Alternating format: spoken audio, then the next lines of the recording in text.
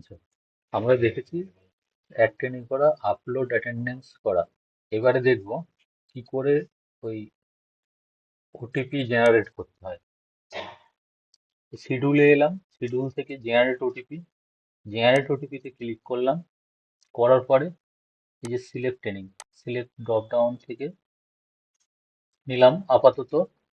যেহেতু আপনারা এখনো এটা কমপ্লিট করেননি, এটা এখনো কমপ্লিট হয়নি যেহেতু এই ট্রেনিংটা, তাই জন্য আপাতত যেটা কমপ্লিট হয়েছে সেরকম একটা ট্রেনিং নিলাম। এই যে পিডিপিটা, এটাই ক্লিক করলাম। ঠিক আছে, হ্যাঁ পিডিপিতে ক্লিক করলাম। করার পরে যে সিলেক্ট ব্যাচ, যে কটা ব্যাচ থাকবে এখানে শো করবে। এখানে যেহেতু একটা ব্যাচ ছিল, একটা ব্যাচ শো করছে। ব্যাচ ওয়ানে ক্লিক করলাম, গেট ডেটা করলাম।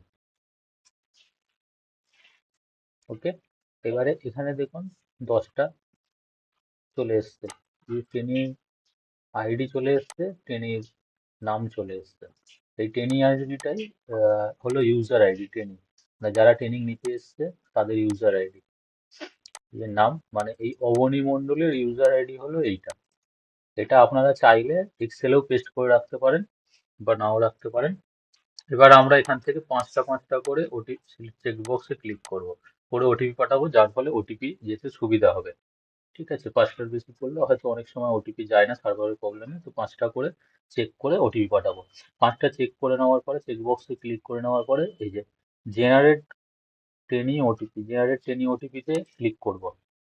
ক্লিক করলে এরকম পপ আপ বক্স আসবে। এই যে one time password has been sent successfully, এটাকে ওকে করব। করলে ওটিপি চলে যাবে। এবারে ধরুন টেনির কাছে ওটিপি চলে গেছে, এবার ট্রেনি হিসাবে সে কি করে সাবমিট করবে সেটা দেখবো। এটাকে লগ আউট করে বেরিয়ে গেলাম, গিয়ে সেম আগের পেজে চলে আসলাম। এরকম পেজে চলে আসলাম, মানে পোর্টালের জাস্ট এটা পেজটায় চলে আসলাম। এসে এই একদম কোণে, একদম কোণে লগ ইন অ্যাজ এ ট্রেনিতে ক্লিক করব। ক্লিক করার পরে এখানে ট্রেনি আইডি দেব, মানে ট্রেনির কাছে যে মেসেজে যে এটা এসছে, এসএমএস এ যে ইউজার আইডি বা আপনি যে ট্রেনির নামের সঙ্গে ইউজার আইডি দিয়েছেন সেইটা এখানে দিলাম। ট্রেনির আইডিটা দিচ্ছি।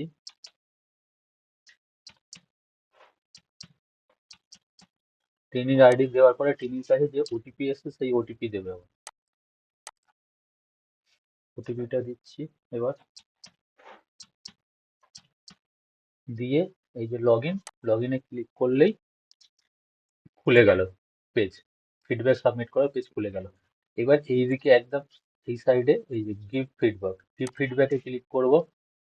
গিভ ফিডব্যাকে ক্লিক করার পরে সিলেক্ট, এই যে সিলেক্ট ট্রেনিং পাশে ড্রপ ডাউন আছে, সিলেক্টে ক্লিক করলাম।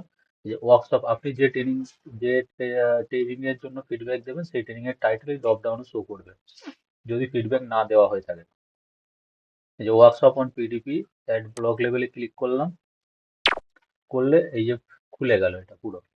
ঠিক আছে, এটাকে একটা একটা করে চেক বক্সে ক্লিক করে করে করতে হবে। আমি এটা তাড়াতাড়ি করে নিয়েছি যেহেতু, সেই জন্য সবগুলো এখন ক্লিক করা হয়ে গেছে। আমি এটা তাড়াতাড়ি করে নিয়েছি, করে নিয়ে আপনাদেরকে দেখাচ্ছি আর কি। এটা পরপর ক্লিক করলাম, করার পরে সেভ করলাম। সেভে ক্লিক করবেন, করে এই যে পপ আপ আসবে, পপ আপে ওকে করলাম। ওকে করলে এটা এই যে ফিডব্যাক সেন্ড সাকসেসফুল, মানে এটা ফিডব্যাকটা সাকসেসফুলি সাবমিট হয়ে গেছে। এবারে দেখুন এই গিট ফিডব্যাকে করলে আর আসবে না, এই যে এখানে আর দেখাচ্ছে না, ড্রপ ডাউনে আর দেখাচ্ছে না এখানে। ঠিক আছে, এবার ধরুন করতে গিয়ে এটা এরর হয়ে গেছে, আপনি কি করে বুঝবেন যে হয়েছে না হয়নি? তার জন্য এইখানে এই যে গিভ ফিডব্যাকের নিচেই দেখুন ভিউ ফিডব্যাক আছে, ভিউ ফিডব্যাকে ক্লিক করবেন।